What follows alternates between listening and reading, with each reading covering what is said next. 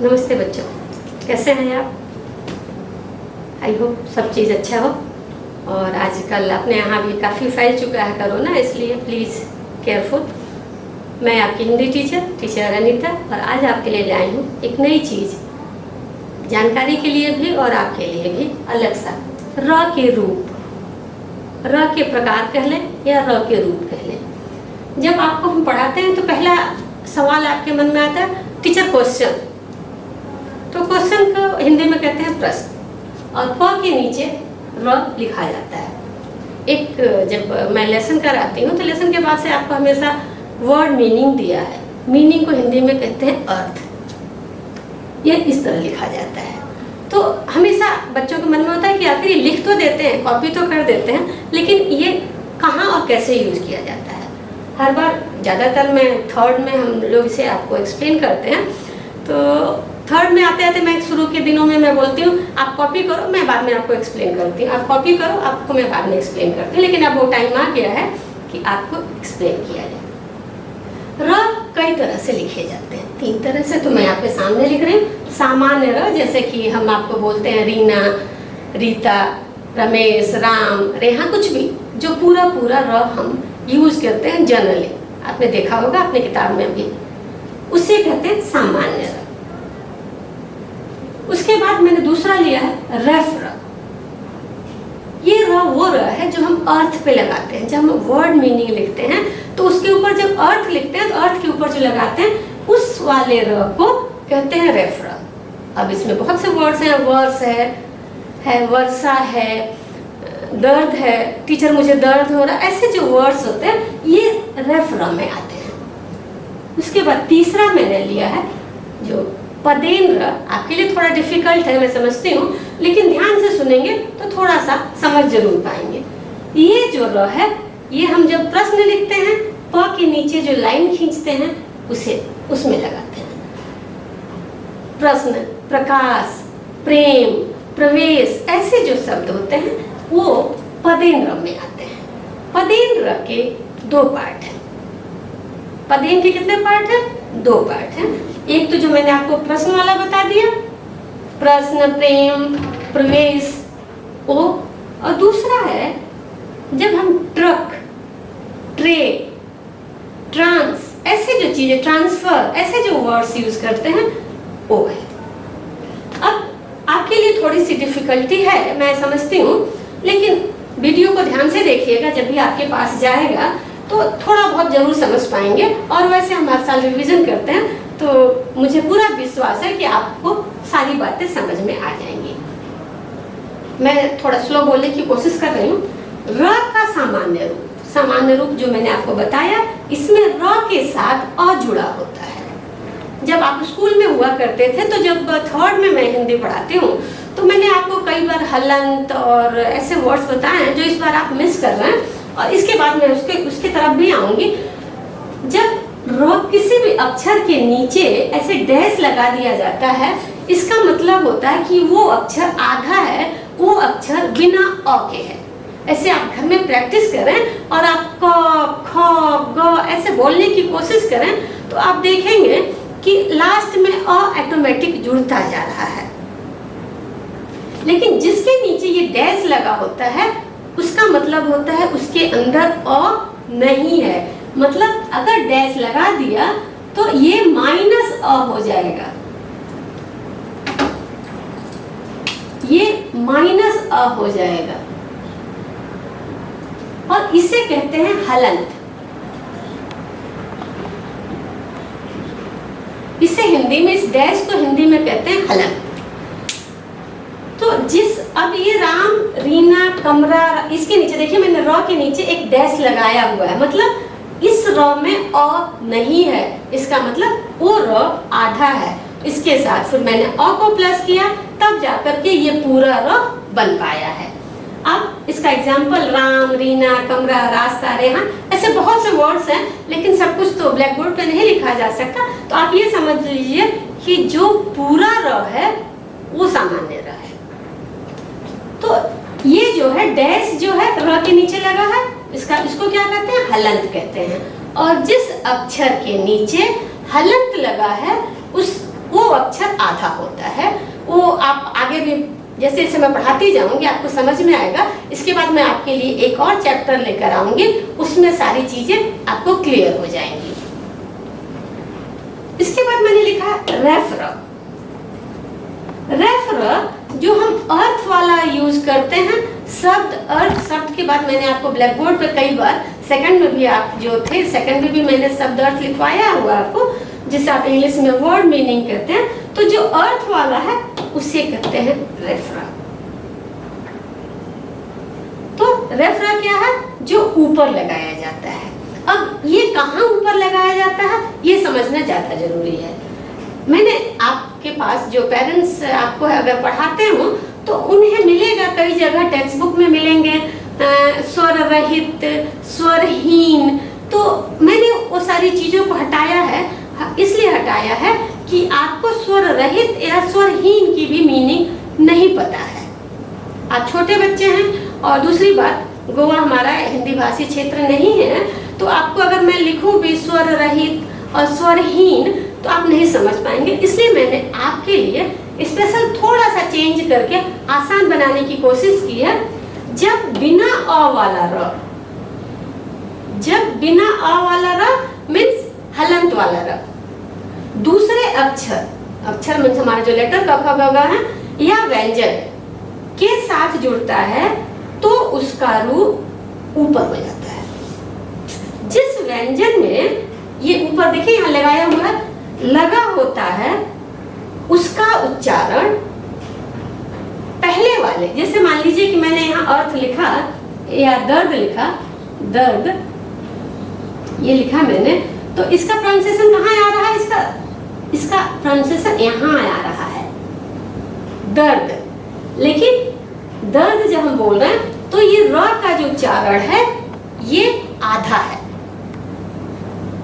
ये जो र है इसका उच्चारण जो है वो आधा है, पूरा नहीं है। एक छोटी छोटी सी ट्रिक है जो कि आपको आगे बड़े क्लासेस में काम आएगी।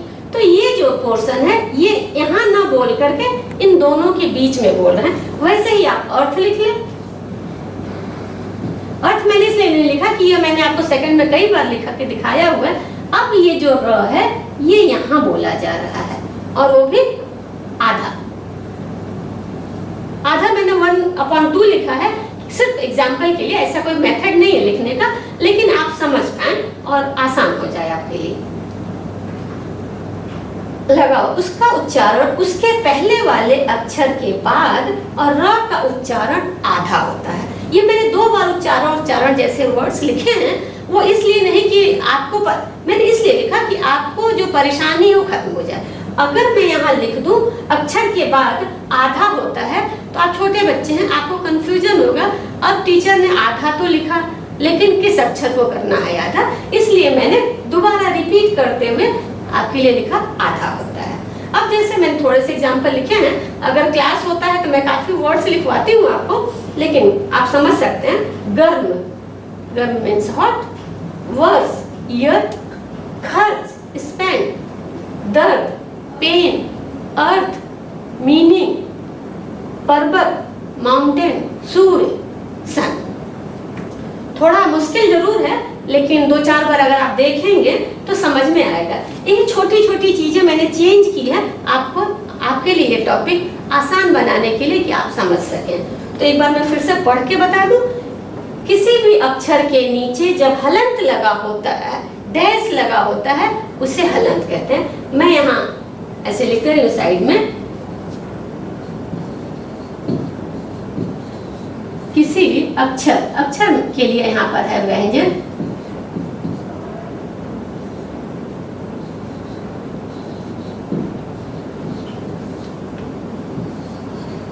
के नीचे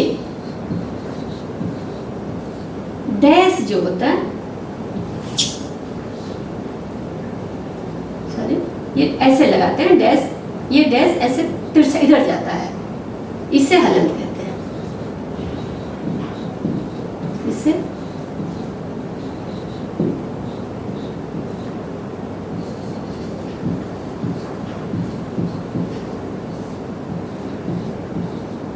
हलंत कहते हैं।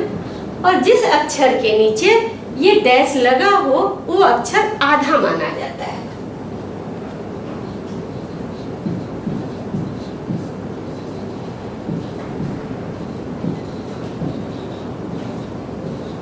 जिसके नीचे ये हलंत लगा होता है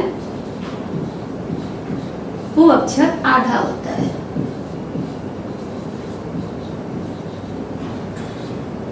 अक्षर आधा होता है।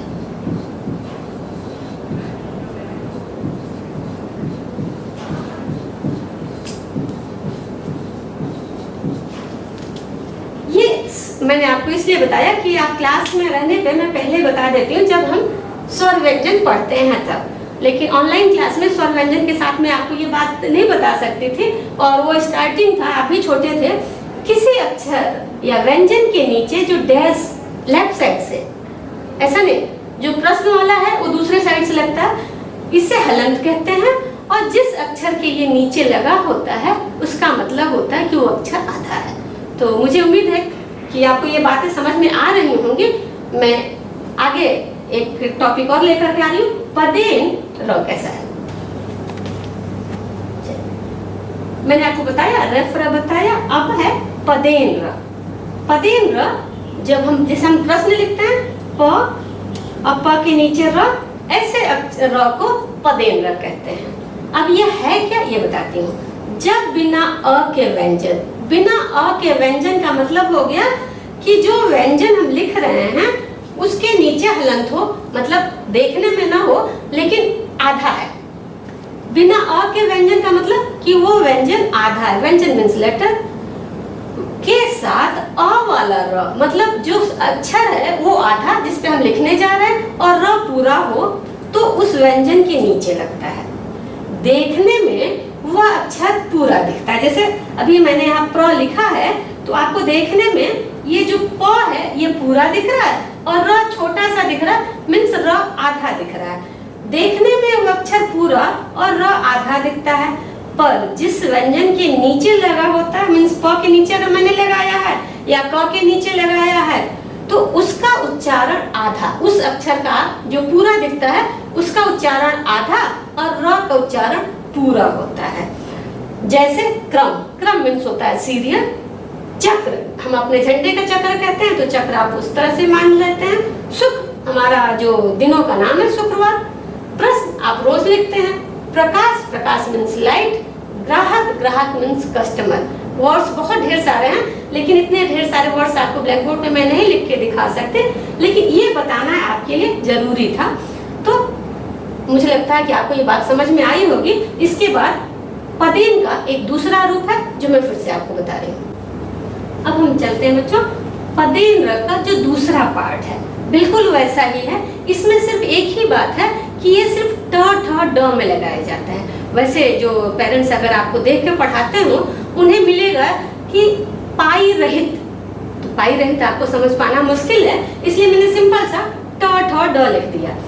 जब बिना अ वाले, मीन्स ट आधा हो, ठ आधा हो या ड आधा हो, जिसके नीचे हलंत लगा हो, उसके साथ जब पूरा र जुड़ता है तो वो नीचे लगाया जाता है, जैसे हमने पहले वाले पदेन र में किया। लेकिन ये जो ट्रायंगल दिखता है, ये ट्रायंगल क्यों आता है? तो ट्रायंगल इसलिए आता है कि हम जब अक्षर को आधा लिखने का कोई मेथड नहीं है, हम जब क को आधा लिखते हैं तो हमेशा क को जब हम आधा लिखते हैं तो ये ऐसे कर देते हैं, लेकिन अब ट को आधा लिखने का कोई मेथड नहीं है। एक ही मेथड है कि इसके नीचे डैश लगा दिया जाए, क्योंकि इसके साथ लाइन नहीं है, इसलिए इसे हिंदी में अगर शुद्ध हिंदी बोला जाए तो इसे पाई रहित अक्षर बोला जाता है, जो कि आपको समझने की ज्यादा जरूरत नहीं है, इसलिए मैंने ट ठ ड लगा दिया। और जैसा आपने पहले देखा कि यह वर्ण आधा होता है और र का उच्चारण पूरा होता है, बिल्कुल पहले वाला पदेन र जैसा। लेकिन ये ट्रायंगल क्यों दिखता है? हमेशा छोटे बच्चों के मन में ये बात आती है कि ये जो ट्रायंगल है शायद र का एक है। ट्रायंगल इसलिए आता है कि एक हलंत है और दूसरा ये पदेन र है, जब दोनों मिल जाते हैं तो ये ट्रायंगल जैसा बन जाता है। ये केवल ट ठ ड पर ही लगाया जाता है। जैसे example tray, train, tractor, truck, trunk, ऐसे बहुत से वर्ड्स हैं। ड्रम, ड्रामा, ड्रैगन, ऐसे वर्ड्स इससे लिखे जाते हैं। बहुत मुश्किल नहीं है, आसान है। थोड़ा लंबा वीडियो है क्योंकि काफ़ी कुछ एक्सप्लेन करना आपके लिए ज़रूरी था। आप सिर्फ वीडियो को सुनते रहें, 2-3 बार सुनेंगे तो आपको समझ में आ जाएगा। मैंने पूरी कोशिश की है कि आपको आसान शब्दों में, इजी वर्ड्स में आपको समझा सकूं, और मुझे लगता है कि आपको समझ में आएगा। धन्यवाद।